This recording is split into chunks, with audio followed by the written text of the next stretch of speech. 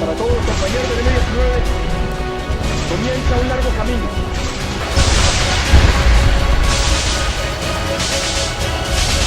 Juro a Dios y prometo al pueblo cumplir fielmente la Constitución y las leyes de Colombia. La gente está viendo el futuro con mejores ojos, con mayor esperanza. Estamos en medio de un conflicto armado. El conflicto no se ha acabado. Esperamos que la ley funcione, que cumpla con su objetivo.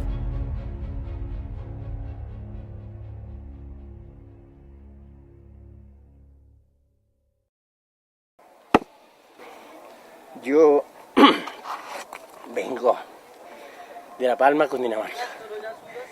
Hace 14 años llegué aquí. Desplazado por la violencia.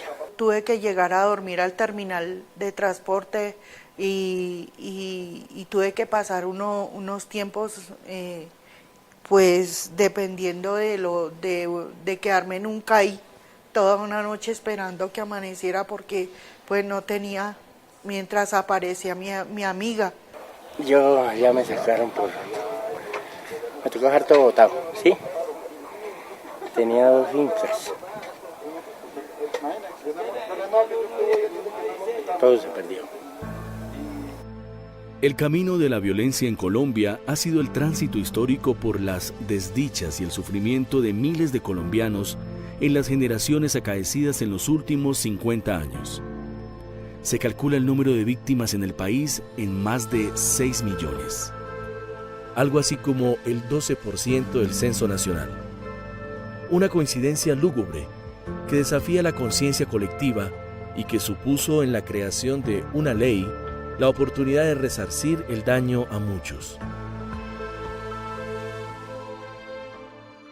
Con el secretario general de Naciones Unidas, Ban Ki-moon, como testigo de honor de la nueva norma, el jefe de Estado firmó la ley que se convierte en marco jurídico para la protección y reparación de las víctimas en Colombia. Hoy es un día histórico, todos lo sabemos. Hoy es un día de esperanza nacional en el que no solo los colombianos, sino el mundo entero son testigos del propósito de un Estado que en nombre de la sociedad está dispuesto a pagar una deuda moral. Transcurrido el tiempo de aquel llamado histórico día por los medios de comunicación, es necesario preguntarse hoy, ¿qué ha pasado después de 3 años con la aplicación de la Ley 1448? Las conclusiones más importantes del informe Gota a Gota tienen que ver con la lentitud en la restitución. Como su nombre lo dice, gota a gota. Son 6.500.000 hectáreas y hasta el momento únicamente se han restituido 20.000 hectáreas. Yo quisiera precisar varias cosas. La primera de ellas es que esta ley tiene una vigencia inicial de 10 años, que la misma ley prevé que se pueden prorrogar por otros 10 años. Por lo tanto, toda evaluación que hasta el momento se haga de la misma es una evaluación parcial. Y yo comparto y he compartido públicamente muchas de las críticas que se le han hecho a la implementación de la ley. Buena parte de estos problemas que hoy estamos discutiendo 3 años después, porque el 10 de junio se cumplen 3 años de sancionada la ley, ya la habíamos advertido. Sin embargo, antes de ceder a la tentación de las cifras, las estadísticas y los datos, es pertinente abrir camino a las voces de quienes, detrás de un número dado por el Estado, viven, respiran, pero por sobre todo se narran y piensan desde su condición de víctimas. Nosotros como víctimas teníamos en la expectativa de que esa ley iba a ser única y exclusivamente para indemnizar a las víctimas. Todo el año duré haciendo gestiones y en Soacha, en Bogotá, y no llegaba. El uno me decía que no, que vaya allá al Perdomo, que allí que le salió la ayuda, pero que usted no la reclamó y eso como tiene un término. Y entonces todo eso, en el 2010 yo todo eso hice, pero nunca recibí una ayuda. Un estudio realizado en el año 2006 por el DANE arrojó que en Colombia transitan más de 22.000 leyes, normas que por su complejidad, inaplicabilidad, desconocimiento o inutilidad terminan por ser letra muerta, noticia de un día. Uno de los pecados que tiene Colombia es que es un país leguleyo, es decir, que hay un decreto de ley por cada ciudadano. La ley es buena, tiene un espíritu progresista, reconoce las víctimas, reconoce una serie de despojos, reconoce una serie de hechos que dejó el conflicto. Pero usted puede encontrar grandes dificultades.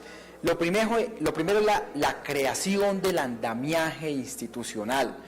Colombia no tenía procuradores agrarios, Colombia no tenía jueces agrarios, todo eso lo había desmontado, no hay un catastro rural.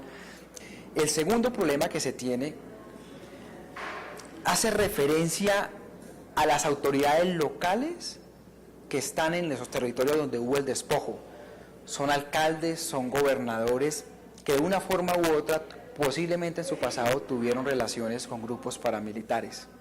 Volvimos a caer como en ese mismo vacío, en esa misma inconsistencia del comienzo de la ley 387. Está la ley 1448 con un agravante mucho más grande, que la ley de víctimas atrapa o recoge todas las víctimas del conflicto armado. Primero habría que precisarle a esta víctima o a la persona que las dos normas están plenamente vigentes, salvo algunas modificaciones que le hizo la 1448 a la ley de 387 de atención a la población desplazada. Pero son dos normas con propósitos diferentes. La una es para atender a la población desplazada y la otra es para reparar a víctimas. Y obviamente dentro de la categoría de víctimas entran los desplazados. Nos hemos acostumbrado en el país a que las víctimas sean protagonistas en los medios de comunicación solo desde una mirada victimizante, desde el show de la noticia. Hay un nivel de estigmatización muy profundo sobre las comunidades, desde acusaciones de que hacer parte o ser influenciados por actores armados, hasta esa idea que ha ido haciendo curso de que son gente que pide por pedir, que la fácil es pedirle al Estado a ver si el Estado les da. El estudio más reciente de la Fundación Forjando Futuros afirma que hoy se reclaman 2.300.000 hectáreas de tierras. Se han recibido 54.000 solicitudes de víctimas. Se han restituido a más de 1.000 familias y 21.000 hectáreas han sido devueltas. Este cumplimiento representa alrededor del 1%. Se necesitarían décadas para cumplir las expectativas de las víctimas en el país.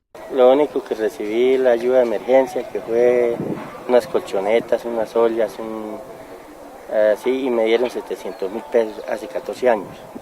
El problema grave es, vaya usted, que las tierras que le han usurpado a uno los grupos armados no dejarán de ser tierras de ellos, porque estamos en medio de un conflicto armado.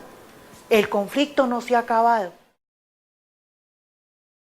Pero más allá de las discusiones, de los intereses políticos, de las miradas divergentes, debemos pensar en una actitud pro víctima en Colombia, porque las víctimas siguen ahí, luchando, viviendo.